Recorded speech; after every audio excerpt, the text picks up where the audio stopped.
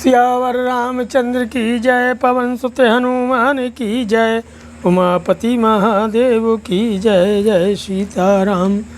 युद्धकांड के एकाधिक शततमः सर्गः। रामायण के युद्धकांड के 101 एवं 102 सर्ग का वर्णन है कि शक्त्या निपातितं दृष्ट्वा रावणेन बलीयसा लक्ष्मणं समरे शूरं सोढतौ परिप्लुतं सदत्वा तुमुलं युद्धं रावणस्य दुरात्मनः विसृजन्नेव बाणौघान् सुखेनमिदमब्रवीत्। एक रावणवीर्येण लक्ष्मणः पतितो भुवि सर्पवच्चेष्टित वीरोऽयमं शोकमुदीर्यनो। महाबली रावण ने सूरवीर लक्ष्मण को अपनी शक्ति से युद्ध में धराशायी कर दिया था। वे रक्त के प्रवाह से नहा उठे थे। यह देख भगवान श्री राम ने दुरात्मा रावण के साथ घोर युद्ध करके बाण समूहों की वर्षा करते हुए ही सुखेन से इस प्रकार से कहा कि भी लक्ष्मण रावण के पराक्रम से घायल होकर पृथ्वी पर पड़े हैं और चोट खाए हुए सर्प की भांति छटपटा रहे हैं। इस अवस्था में इन्हें देखकर मेरा शोक बढ़ता जा रहा है। शोणितार्द्रमिमं वीरं प्राणैः प्रियतरं मम पश्यतो मम का शक्तिर्यो द्रुमपैर्याकुलात्मनः। अयं सा समरश्लाघौ भ्राता मे शुभलक्षणा यदि पञ्चत्वमापन्नः प्राणैर्मे किं सुखेन वा।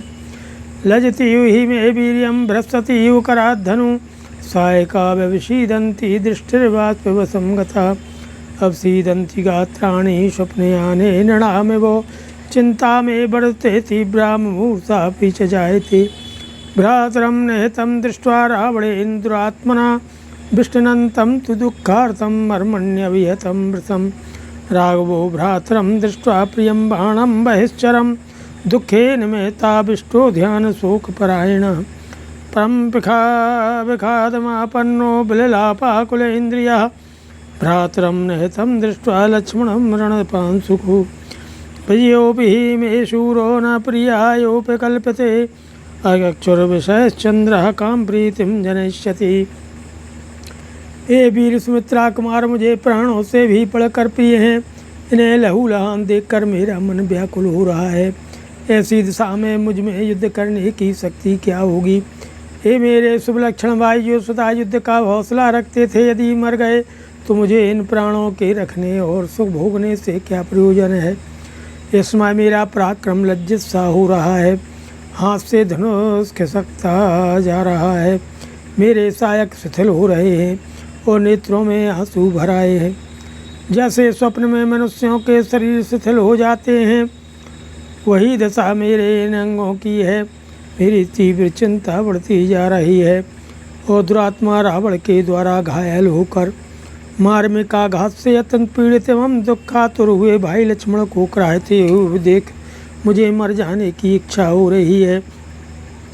श्री रघुनाथ जी बाहर विचरने वाले प्राणों के समान प्रिय भाई लक्ष्मण को इस अवस्था में देख महान दुख से व्याकुल हो गए, चिंता और शोक में डूब गए। उनके मन में बड़ा विषाद हुआ। इंद्रियों में व्याकुलता छा गई और वे रणभूमि की धूल में घायल होकर पड़े हुए भाई लक्ष्मण की ओर देखकर विलाप करने लगे कि शूरवीर अब संग्राम में विजय भी मिल जाए तो मुझे प्रसन्नता नहीं होगी। अंधे के सामने चंद्रमा अपनी चांदनी बिखेर दे तो भी उसके मन में कौन सा हालात पैदा कर सकेंगे। किम युद्धेन किम प्राणै युद्ध कार्यम न विद्यते यत्रायम निहता से तेरण मूर्धनि लक्ष्मण। यथैवमां वनं यान्तं अनुयाति महाद्युतिः अहमप्यनुयास्यामि तथैवैनं यमक्षयम्। इष्टबन्धुजनो नित्यं मां सा नित्यमनुव्रतः इमावस्थां गमितो राक्षसैकूटयोधिभिः। देशे देशे कलत्राणि देशे देशे च बान्धवा तं तु देशं न पश्यामि यत्र भ्राता सहोदरा। किं राज्येन दुर्धर्षो लक्ष्मणेन विना मम कथं वक्ष्यामि हम त्वं वां सुमित्रां पुत्रवत्सलाम्। उपालम्भं न शक्ष्यामि सोढुं दत्तं सुमित्रया किं नु वक्ष्यामि कौशल्यां मातरं किं नु कैकेयीं। भरतं किं नु वक्ष्यामि शत्रुघ्नं च महाबलं सहतेन वनं यातो विना तेन गतः कथम्। एहैव मरणं श्रेयो न तु बन्धुविगर्हणं किं मया दुष्कृतं कर्म कृतमन्यत्र जन्मनि येन मे धार्मिको भ्राता निहतश्चाग्रतः स्थिता। अब इस युद्ध के से अथवा प्राणों की रक्षा से मुझे क्या प्रयोजन है। अब लड़ने भिड़ने की कोई आवश्यकता नहीं है। जब संग्राम के मुहाने पर मारे जाकर लक्ष्मण ही सदा के लिए सो गए, तब युद्ध जीतने से क्या लाभ है। वन में आते समय जो है, जैसे महातेजस्वी लक्ष्मण मेरे पीछे पीछे चले आए थे, उसी तरह हम लोक में जाते समय मैं भी उनके पीछे पीछे जाऊंगा। हाय, जो सदा मुझ में अनुराग रखने वाले मेरे प्रिय बंधुजन थे, छल से युद्ध करने वाले निशाचरों ने आज उनकी यह दशा कर दी। प्रत्येक देश में स्त्रियां मिल सकती हैं, देश देश में जाति भाई उपलब्ध हो सकते हैं, परंतु ऐसा कोई देश मुझे नहीं दिखाई देता जहां सहोदर भाई मिल सके। दुर्धर्ष भी लक्ष्मण के बिना मैं राज्य लेकर क्या करूंगा। पुत्र वत्सला माता सुमित्रा से किस तरह बात कर सकूंगा। माता सुमित्रा के दिए हुए उलाहने को कैसे सह सकूंगा। माता कौशल्या और कैकेयी को क्या जवाब दूंगा। भरत और महाबली शत्रुघ्न जब पूछेंगे कि आप लक्ष्मण के साथ वन में गए थे, फिर उनके बिना ही कैसे लौट आए, तो उन्हें मैं क्या उत्तर दूंगा। अतः मेरे लिए यहीं मर जाना अच्छा है। भाई बंधुओं में जाकर उनकी कही हुई खोटी खरी बातें सुनना जो है अच्छा नहीं।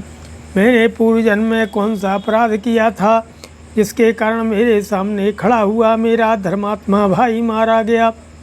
हा भ्रातर मनुज श्रेष्ठ सूराणाम प्रवर प्रभो एकाकी किं नु मां त्यक्त्वा परलोकाय गच्छसि बिलपन्तं च मां भ्राता किमर्थं नावभाससे उत्तिष्ठ पश्य किं सेखे दीनं मां पश्य चक्षुषा शोकार्तस्प्रमत्तस्व पर्वतेषु वनेषु च विखण्डस्य महाबाहो समाश्वासयिता मम राममेवं ब्रुवाणं तु शोकव्याकुलितेन्द्रियम् आश्वासयन्नुवाचेदं सुखेन परमं वच त्यजे मां नरशार्दूलो बुद्धिं वैक्लव्यकारिणीं शोकसञ्जननीं चिन्तां तुल्यां बाणैश्च मुमुखे नौपञ्चत्वमापन्नो लक्ष्मणो लक्ष्मीवर्धना न हि यस्य विकृतं भक्तं न च श्यामत्वमागतं सुप्रभं च प्रसन्नं च मुखमस्य निरीक्षतां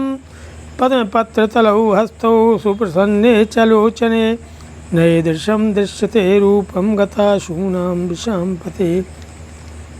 हा भाई नरे रे श्रेष्ठ लक्ष्मण, हा प्रभावशाली सूरप्रवर, तुम मुझे छोड़कर अकेले क्यों परलोक में जा रहे हो। भैया मैं तुम्हारे बिना रो रहा हूँ, तुम मुझसे बोलते क्यों नहीं हो। प्रिय बंधु उठो, आँख खोल कर देखो, क्यों सो रहे हो। मैं बहुत दुखी हूँ, मुझ पर दृष्टिपात करो। महाबाहो, पर्वतों और वनों में जब मैं शोक से पीड़ित हो प्रमत्त एवं विषादग्रस्त हो जाता था, तब तुम ही मुझे धैर्य बंधाते थे। इस तरह विलाप करते हुए भगवान श्री राम की सारी इंद्रियां शोक से व्याकुल हो उठी थीं। उस समय सुखेन ने उन्हें आश्वासन देते हुए यह उत्तम बात कही। हे पुरुष सिंह, व्याकुल तात्पर्य करने वाली इस चिंतायुक्त बुद्धि का परित्याग कीजिए, क्योंकि युद्ध के मुहाने पर की हुई चिंता बाणों के समान होती है और केवल शोक को जन्म देती है। आपके भाई शोभावर्धक लक्ष्मण मरे नहीं हैं। देखिए, इनके मुख की आकृति अभी बिगड़ी नहीं है और न इनके चेहरे पर कालापन ही आया है। इनका मुख प्रसन्न एवं कांतिमान दिखाई दे रहा है। इनके हाथों की हथेलियाँ कमल जैसी कोमल हैं, आँखें भी बहुत साफ हैं। प्रजानाथ मरे हुए प्राणियों का ऐसा रूप नहीं देखा जाता है। विखादम कृथा वीर सप्राणो यमरिंदमो आख्यातितो प्रसुप्तस्य स्रस्त्यगात्रस्य भूतले शोचवासं हृदयं वीरकम्प्यमानं मुहुर्मुहुः यो मुक्ता महाप्राज्ञः सुखेनो राघवं वच समीपस्थमुवाचेदं हनुमन्तं महाकपिं सौम्य शीघ्रमितो गत्वा पर्वतं हि महोदयं पूर्वं तु कथितो योषो वीरजाम्बतातवो दक्षिणे शिखरे जातां महौषधीमिहानयो विशल्यकर्णीं नाम्नां सावर्ण्यकर्णीं तथा संजीवकर्णीं वीरसन्धानीं च महौषधीं संजीवनार्थं वीरस्य लक्ष्मणस्य तुमानयो इत्यो मुक्तो हनुमान् गत्वा चौषधिपर्वतं चिन्तामभ्यगमश्रीमान् जानन्स्तामहौषधि तस्य बुद्धिः समुत्पन्ना मारुतेयमतौजसः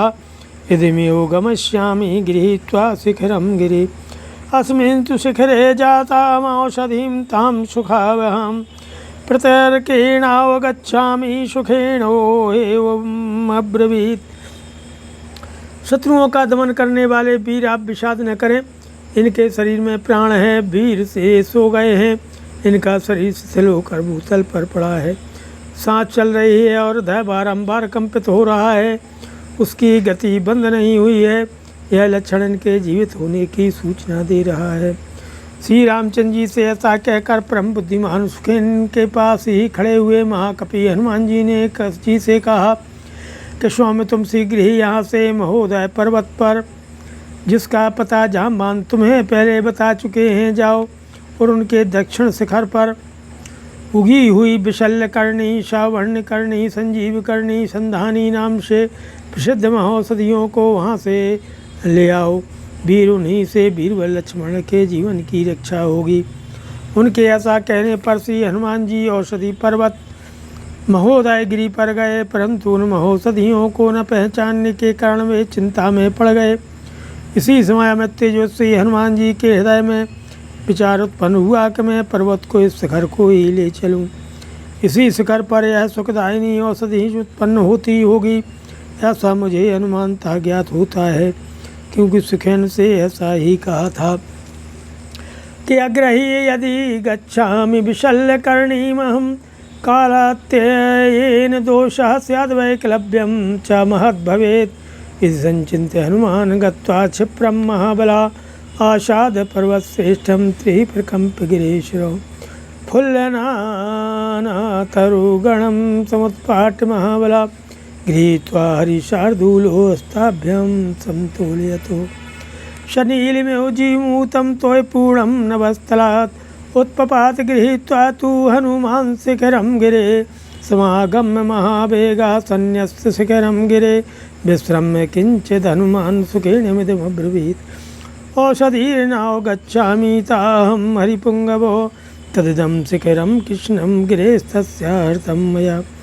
एवं कथयमानं तु प्रशस्य पवनात्मजं सुखेणो वानरश्रेष्ठो जग्राहोत्पाट्य चौषधि विस्मितास्तु बभूवुस्ते सर्वे वानरपुङ्गवा दृष्ट्वा तु हनुमत्कर्मोऽसुरैरपि सुदुष्करं तथा संचोदयित्वा तामौषधिं वानरोत्तमः लक्ष्मणसुदतौ नस्ता सुखेनासु महाद्युतिः शशल्या सह लक्ष्मणः परवीर्यः विशल्यो विरुजः शीघ्रमुदतिष्ठन् महीतलात्।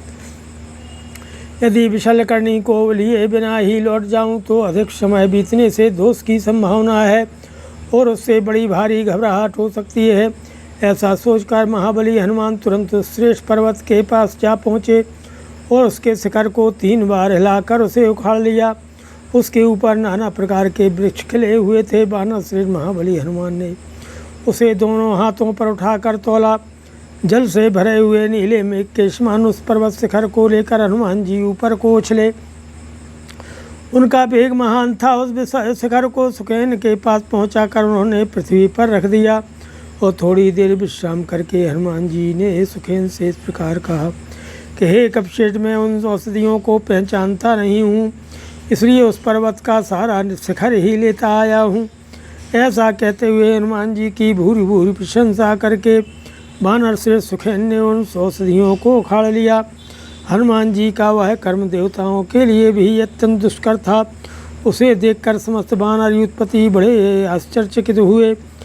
महातेजस्वी कपश्रेष्ठ सुखेन ने उस औषधि को कूट पीस करके लक्ष्मण जी की नाक में दे दिया।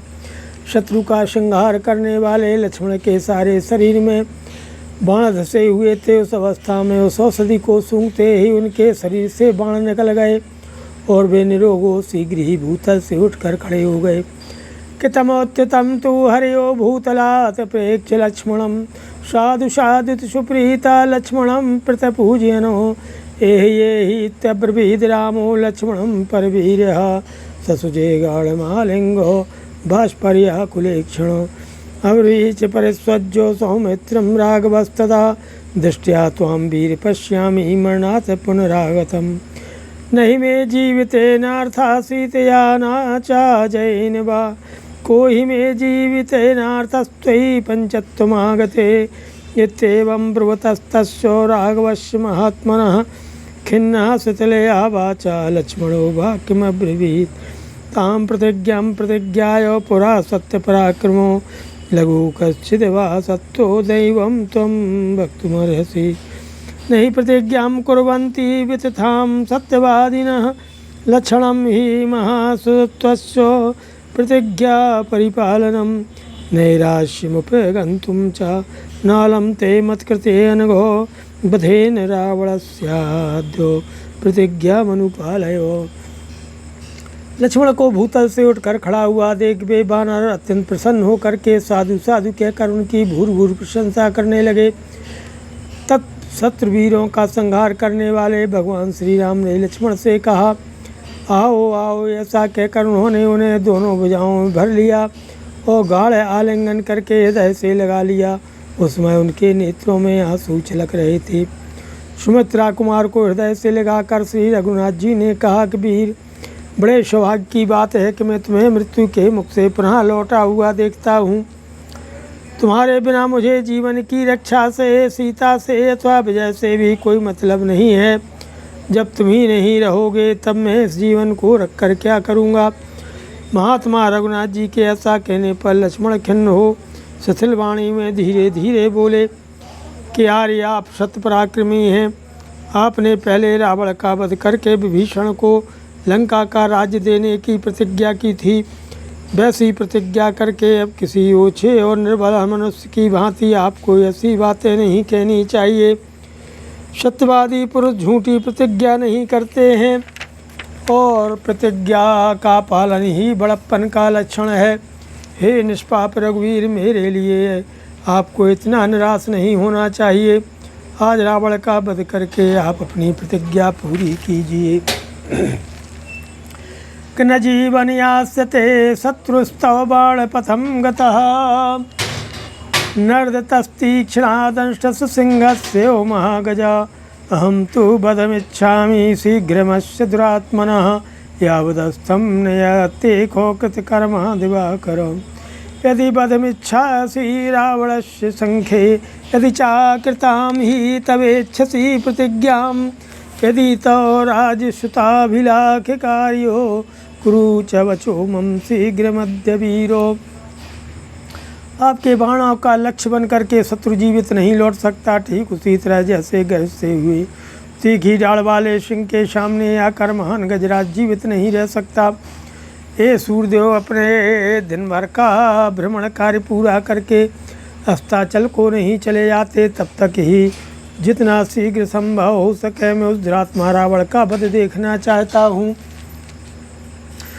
हे आर्य वीरवर, यदि आप युद्ध में रावण का वध करना चाहते हैं, यदि आपके मन में अपनी प्रतिज्ञा को पूरी करने की इच्छा है तथा आप राजकुमारी सीता को पाने की अभिलाषा रखते हैं, तो आज ही शीघ्र ही रावण को मारकर मेरी प्रार्थना सफल करें।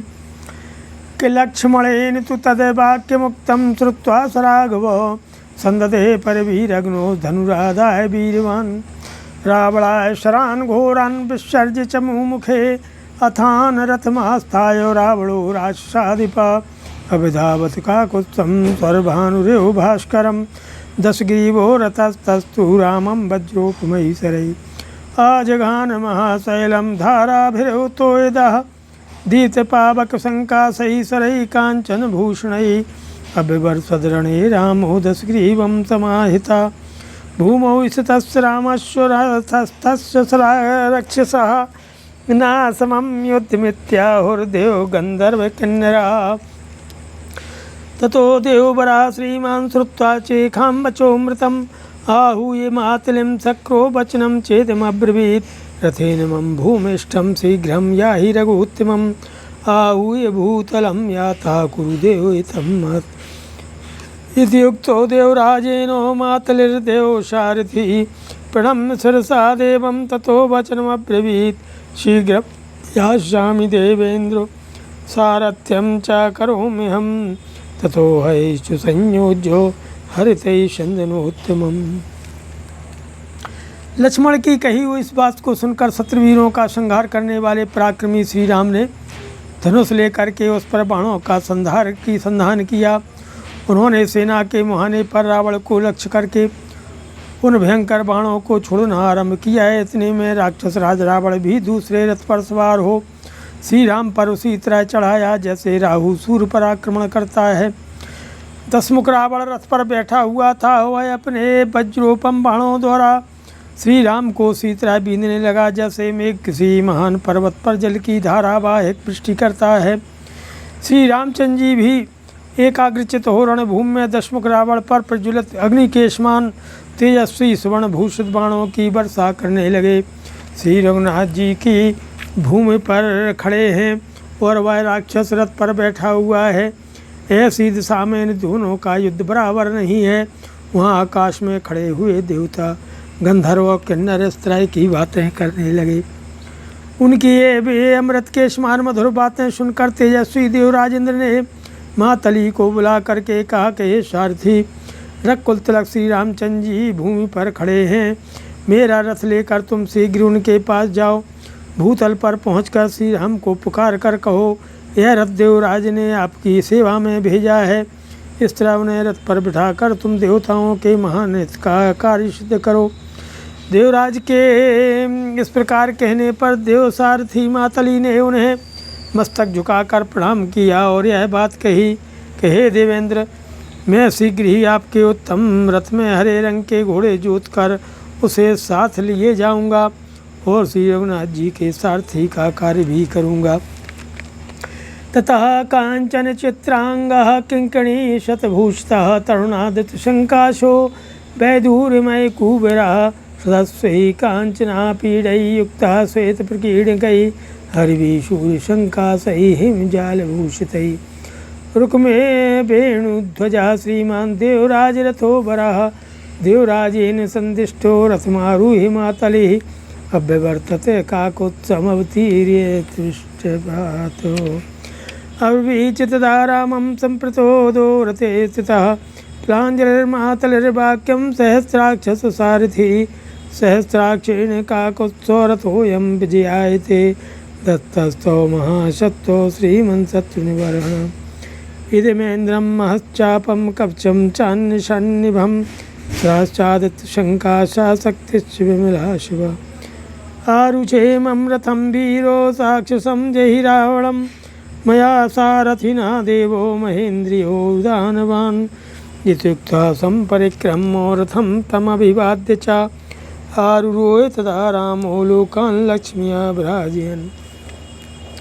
इसके बाद देवराजेंद्र का जो शोभाशाली श्रेष्ठ रथ है, जिसके सभी अवयव सुवर्णमय होने के कारण विचित्र शोभा धारण करते हैं, जिसे सैकड़ों घुंघरुओं से विभूषित किया गया है, जिसकी कांति प्रातः काल के सूर्य की भांति अरुण है, जिसके कुंवर में वैदूर्यमणि जड़ी गई है, जिसमें सूर्य तुल्य तेजस्वी हरे रंग वाले स्वर्ण जाल से विभूषित तथा सोने के साजबाज से सजे हुए अच्छे घोड़े जुते हैं और उन घोड़ों को श्वेत चमर आदि से अलंकृत किया गया है तथा जिसके ध्वज का दंड सोने का बना हुआ है। उस रथ पर आरूढ़ होकर के मातली देवराज का संदेश लेकर के स्वर्ग से भूतल पर उतरकर श्री रामचंद्र जी के सामने खड़ा हुआ। सहस्रोचन इंद्र का सारथी मातली चाबुक लिए रथ पर बैठा हुआ हाथ जोड़कर श्री रामचंद्र जी से बोला, महाबली शत्रुसूदन श्रीमान रघुवीर सहस्त्र नेत्रधारी देवराजेंद्र ने विजय के लिए आपको यह रथ समर्पित किया है। यह इंद्र का विशाल धनुष है, यह अग्नि के समान तेजस्वी कवच है, ये सूर्य सदृश प्रकाशमान बाण है तथा यह कल्याणमयी निर्मल शक्ति है। वीरवर महाराज, आप इस रथ पर आरूढ़ हो मुझ सारथी की सहायता से राक्षस राज रावण का उसी तरह वध कीजिए जैसे महेंद्र दानवों का संहार करते हैं। मातली के ऐसा कहने पर श्री रामचंद्र जी ने उस रथ की परिक्रमा की ओर से प्रणाम करके वे उस पर सवार हुए उस समय अपनी शोभा से वे समस्त लोकों को प्रकाशित करने लगे।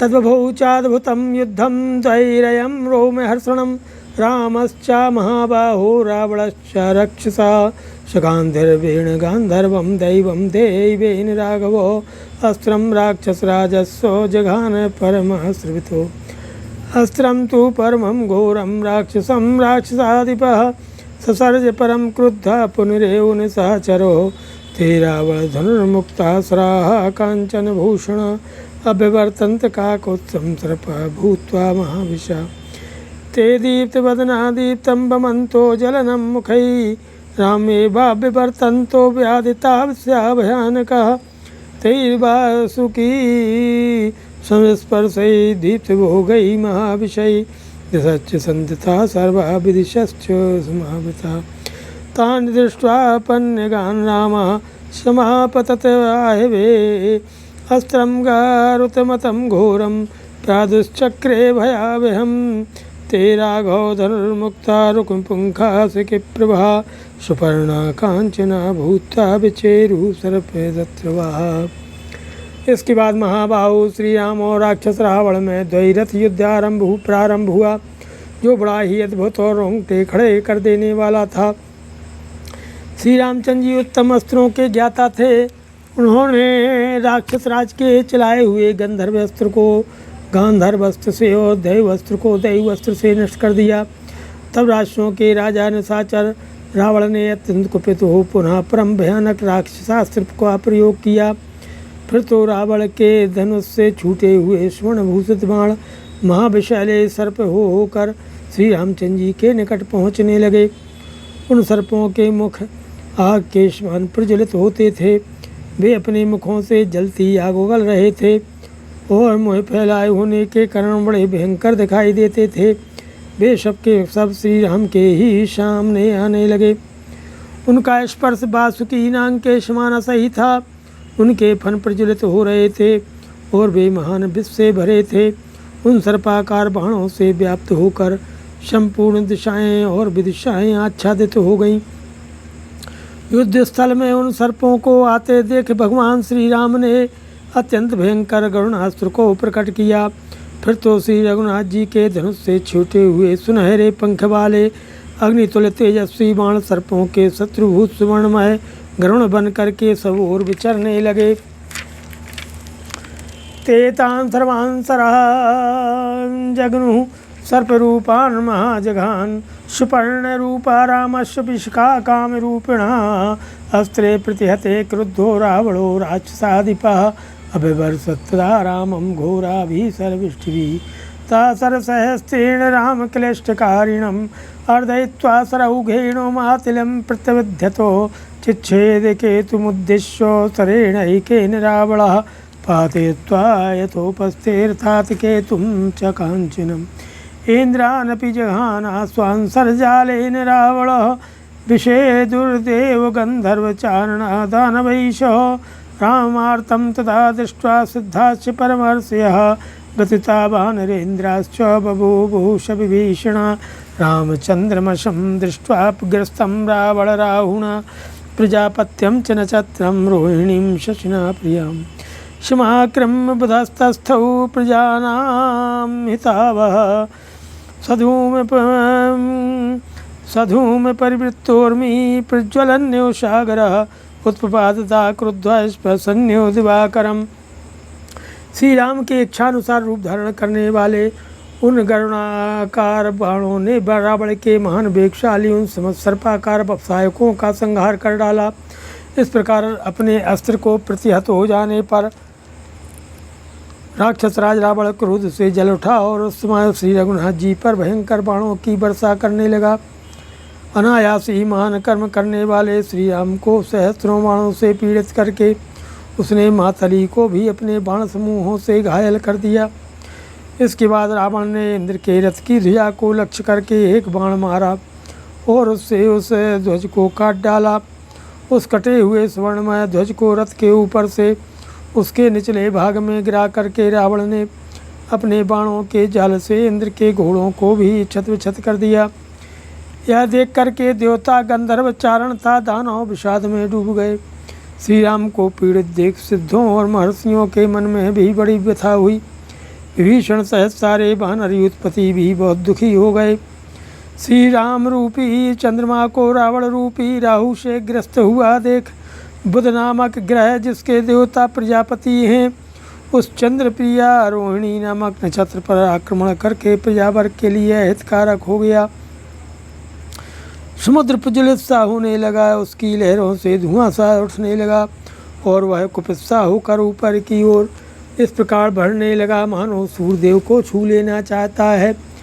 शस्त्रवर्णः सुपुरुषो मंदरश्मिर्महादिवाकरः अदृश्यते कबन्धाङ्कः संसक्तो धूमकेतुना कोशलानां च नक्षत्रं व्यक्तमिन्द्राग्निदयुतम् आहत्याङ्गारकस्तस्थौ विशाखमपि चाम्बरे सहस्रो विंशतिभुजा प्रगृहीतशरासनः अदृश्यतस्ग्रीवो वैनाकियो पर्वतः नश्यमानो रामस्तु दशग्रीवेण रक्षसा नाशे क्लोदभिषङ्धातुं शायकान् रणमूर्धनि सकत्वा भ्रुकुटिं क्रुद्धा किञ्चिन् संरक्तलोचनः जगामशु महाक्रोधं हृदयन्यो राक्षसान् तस्य क्रुद्धस्य वदनं दृष्ट्वा रामस्य धीमतः सर्वभूतानि वित्रेषु प्राकम्पत च मेदिनी सिंहशार्दूलवान् शैलः सञ्चचालचलद्रुमः बभूव चापि क्षुभितः समुद्रः सरितां पतिः खराच खर निर्घोषा गगने परुषा घना औत्पातिकाश्च नर्दन्तः समन्तात् परिचक्रमुः। सूर्य की किरणें मंद हो गईं, उसकी कांति तलवार की भांति काली पड़ गई। वह अत्यंत प्रखर कबंध के चिन्ह से युक्त और धूमकेतु नामक उत्पात ग्रह से संसक्त दिखाई देने लगा। आकाश में एक इक्ष्वाकुवंशियों के नक्षत्र विशाखा पर जिसके देवता इंद्र और अग्नि हैं आक्रमण करके मंगल जा बैठा। उस समय 10 मस्तक और 20 भुजाओं से युक्त 10 ग्रीव रावण हाथों में धनुष लिए मेनाक पर्वत के समान दिखाई देता था। राक्षस रावण के बाणों से बारंबार आहत होने के कारण भगवान श्री राम युद्ध के मुहाने पर अपने सहायकों का संधान नहीं कर पाते थे। इसके बाद श्री रघुनाथ जी ने क्रोध का भाव प्रकट किया। उनकी भौहें टेढ़ी हो गईं, नेत्र कुछ कुछ लाल हो गए और उन्हें ऐसा महान क्रोध हुआ जिससे जान पड़ता था कि वे समस्त राक्षसों को भस्म कर डालेंगे। उस समय कुपित हुए बुद्धिमान श्री राम के मुख की ओर देखकर समस्त प्राणी भय से थर्रा उठे और पृथ्वी कांपने लगी। सिंहों और व्याघ्रों से भरा हुआ पर्वत हिल गया, उसके ऊपर के वृक्ष झूमने लगे और सरताओं के स्वामी समुद्र में ज्वार आ गया।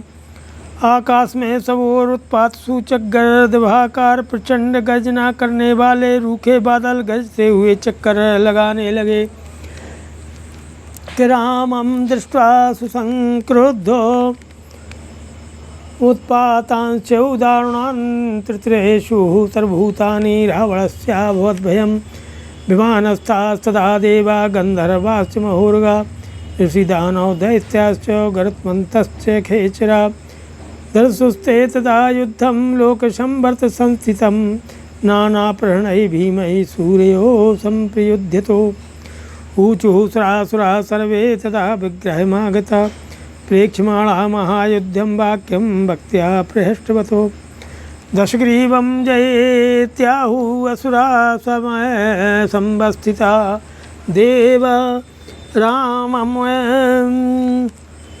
मयो मतोचुस्ते त्वं जयेति पुनः पुनः। एतस्मिन्नन्तरे क्रोधाद् राघवश्च रावणः प्रहर्तुकामो दुष्टात्मा स्पृशन् प्रहरणं महत् वज्रसारं महानादं सर्वशत्रुनिवारणं शैलशृङ्गनिभैकूटैः चित्रदृष्टिभयावहं स धूममेव तीक्ष्णाग्रं युगान्ताग्निचयोपिमम् आतिरोद्यमना साध्यं कालेनापि सुराशिदं त्रासनं सर्वभूतानां दारुणं भेदनं तथा प्रदीप्तियो रोषेण शूलं जग्राह रावणो। श्री रामचंद्र जी को अत्यंत कुपित और दारुण उत्पातों को प्राकट देख करके समस्त प्राणी भयभीत हो गए था। रावण के भीतर भी भय समा गया। उस समय विमान पर बैठे हुए देवता, गंधर्व, बड़े बड़े नाग, ऋषि, दानव, दैत्य तथा गरुण, ये सब आकाश में स्थित होकर युद्ध परायण सूरवीर श्री राम और रावण के समस्त लोकों के पिलाई की भांति उपस्थित हुए। नाना प्रकार के भयानक प्रहारों से युक्त उस युद्ध का दृश्य देखने लगे। इस अवसर पर युद्ध देखने के लिए आए हुए समस्त देवता और असुर उस महासमर को देखकर भक्तिभाव से हंसपूर्वक बात करने लगे। वहाँ खड़े हुए असुर दशग्रीव की संबोधित करते हुए बोले, रावण तुम्हारी जय हो। उधर देवता श्री राम को पुकार कर बारंबार कहने लगे, रघुनंदन आपकी जय हो, जय हो। इसी समय दुष्टात्मा रावण ने क्रोध में आकर श्री रामचंद्र जी पर प्रहार करने की इच्छा से एक बहुत बड़ा हथियार उठाया। वह वज्र के समान शक्तिशाली महान शब्द करने वाला था, संपूर्ण शत्रुओं का संहारक था। उसकी शिखाएं सल शिखरों के समान थीं। वह मन और नेत्रों को भी भयभीत करने वाला था। उसके अग्रभाग बहुत तीखे थे। वह प्रलय काल की धूम युक्त अग्निराशि के समान अत्यंत भयंकर जान पड़ता था। उसे पाना या नष्ट करना काल के लिए भी कठिन एवं असंभव था। उसका नाम था सूल। वह समस्त भूतों को छिन्न भिन्न करके उन्हें भयभीत करने वाला था। रोष से दीप्त हुए रावण ने उस सूल को हाथ में ले लिया। तत्शूलम परम क्रुद्धो जग्रायुध वीरवान कई समरे सूरई राक्षसा परिवारतः समुद्यम महाकायो ननादि युधि भैरवम संरक्त नयनो रोषात् श्वासैन्यमभिहर्षयनो।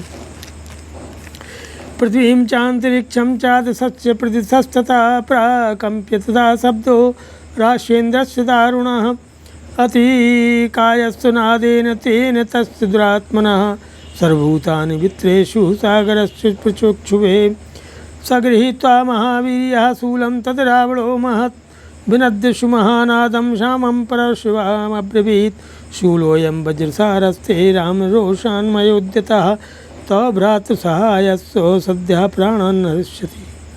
रक्षामद्य सूराणां निहतानां च मुमुखे त्वां निहत्य रणश्लाघ्यं करोमि तरशासमं तिष्ठेदानीं निहन्मि त्वामेकशूलेन राघवो यो मुक्ता सचिक्षेपो तत्शूलं राक्षाधिपो। समरभूमि में अनेक सेनाओं में विभक्त सूरवीर राक्षसों से घिरे हुए उस पराक्रमी निशाचर ने बड़े क्रोध के साथ उस शूल को ग्रहण किया था। उसे ऊपर उठाकर उस विशालकाय राक्षस ने युद्ध स्थल में बड़ी भयानक गर्जना की। उस समय उसके नेत्र उससे लाल हो रहे थे और वह अपनी सेना का हर्ष बढ़ा रहा था। राक्षस राज रावण के उस भयंकर सिंहनाद ने उस समय पृथ्वी, आकाश, दिशाओं और विदिशाओं को भी कंपित कर दिया। उस महाकाय दुरात्मा निशाचर के भैरवनाद से संपूर्ण प्राणी थर्रा उठे और सागर भी विक्षुब्ध हो उठा। उस विशाल शूल को हाथ में लेकर महापराक्रमी रावण ने बड़े जोर से गर्जना करके श्री राम से कठोर वाणी में कहा, अरे राम, यह शूल वज्र के समान शक्तिशाली है। इसे मैंने रोषपूर्वक अपने हाथ में लिया है। यह भाई सहित तुम्हारे प्राणों को तत्काल हर लेगा। युद्ध की इच्छा रखने वाले राघव, आज आपका वध करके सेना के मुहाने पर जो सूरवीर राक्षस मारे गए हैं, उन्हीं के समान अवस्था में तुम्हें भी पहुंचा दूंगा। रकुल के राजकुमार ठहरो, अभी इस शूल के द्वारा तुम्हें मौत के घाट उतारता हूँ।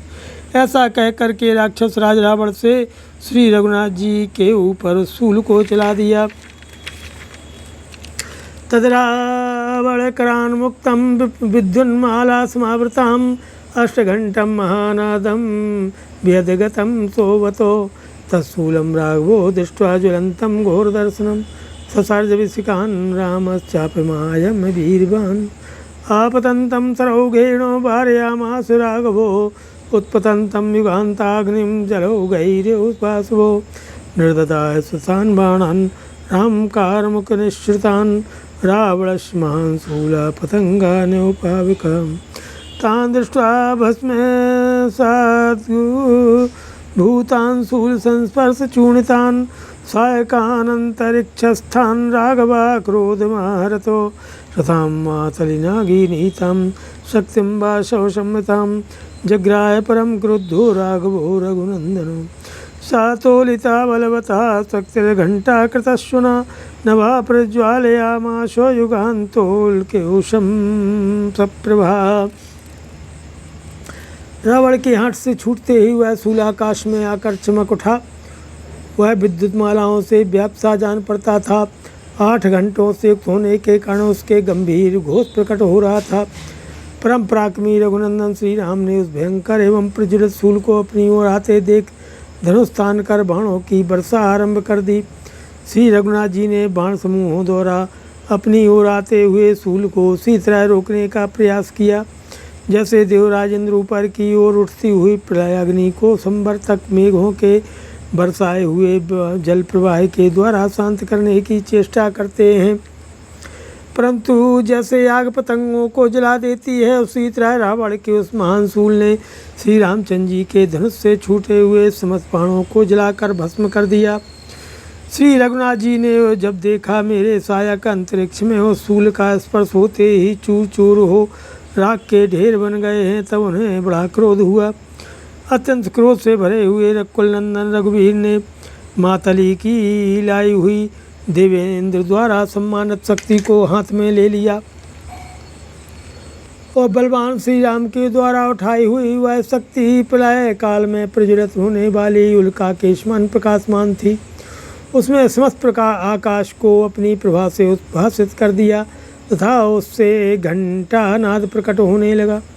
सा क्षिप्ता राजेन्द्रस्यो तस्मिन् शूले पपातः भिन्नः शक्त्या पहान् शूलो न पपात गतद्युतिः निर्विभेद ततो बाणैर्हनस्य महाजवान् रामस्ते क्षणै महावेगै वज्रकल्पैर्जहुगै निर्विभेदो रसी तदा रावणं निस्तैः राघवा परमायत्तो ललाटे पत्रिभिस्त्रिभिः सरैर्भिन्न सर्वांगो गाते पिस्तृत शोणितः राजेन्द्रसमूहस्था पुल्लासोके बभौ स रामबाणैरतिविद्यगात्रो निशाचरेन्द्रः क्षतजाद्रगात्रः जगामि खेदं च समाजमध्ये क्रोधं च चक्रे शुभ्रशं तदानीम्। श्री राम ने जब उसे चलाया तब वह शक्ति राक्षस राज के शूल पर ही पड़ी। उसके प्रहार से टूक टूक और निस्तेज हो वह महान शूल पृथ्वी पर गिर पड़ा। इसके बाद श्री रामचंद्र जी ने सीधे जाने वाले महावेगवान वज्रतुल पहने बाणों के द्वारा रावण के अत्यंत वेगशाली घोड़ों को घायल कर दिया। फिर अत्यंत सावधान होकर उन्होंने 3 तीखे तीरों से रावण की छाती छेद डाली और 3 पंखदार बाणों से उसके लाट में भी चोट पहुंचाई।